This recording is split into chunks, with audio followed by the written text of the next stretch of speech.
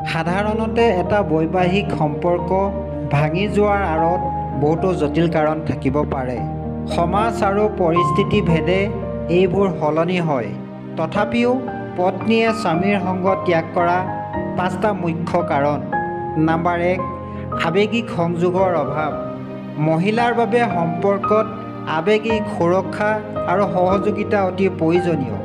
যেতিয়া এজন স্বামীয়ে পত্নীৰ কথা নুশুনে, তেওঁৰ আৱেগক গুৰুত্ব নিদিয়ে বা একেলগে সময় অতিবাহিত নকৰে, তেতিয়া পত্নীয়ে অকলশৰীয়া অনুভৱ কৰিবলৈ ধৰে। এই আৱেগিক দূৰত্বই কালক্ৰমে বিচ্ছেদৰ ৰূপ লয়।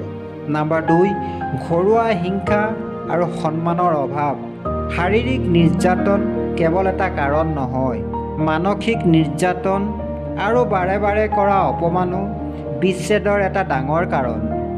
যদি এজন স্বামীয়ে পত্নীক সন্মান নকৰে বা তুচ্ছ তাচ্ছিল্য কৰে, তেন্তে তেনে বিষাক্ত পৰিৱেশত কোনো মহিলাই বেছিদিন থাকিব নিবিচাৰে।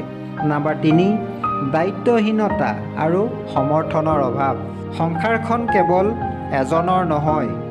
যদি স্বামীয়ে ঘৰুৱা দায়িত্ব, সন্তানৰ লালন পালন বা আৰ্থিক দিশত কোনো সহায় নকৰে আৰু সকলো বোজ পত্নীৰ ওপৰত জাপি দিয়ে, তেন্তে পত্নী মানসিকভাৱে ভাগি পৰে।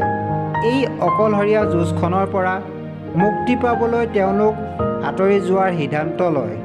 নম্বৰ 4, বিশ্বাস ভংগ বা পৰস্ত্ৰী আসক্তি। বিশ্বাস হৈছে যিকোনো সম্পৰ্কৰ মূল ভেটি। যদি স্বামীয়ে পত্নীক প্ৰতাৰণা কৰে বা অন্য কাৰোবাৰ সৈতে সম্পৰ্কত লিপ্ত হয়, তেন্তে সেই বিশ্বাস ঘূৰাই অনাটো কঠিন হৈ পৰে। বেছিভাগ মহিলাই বিশ্বাস ভংগক সহজে গ্ৰহণ কৰিব নোৱাৰে।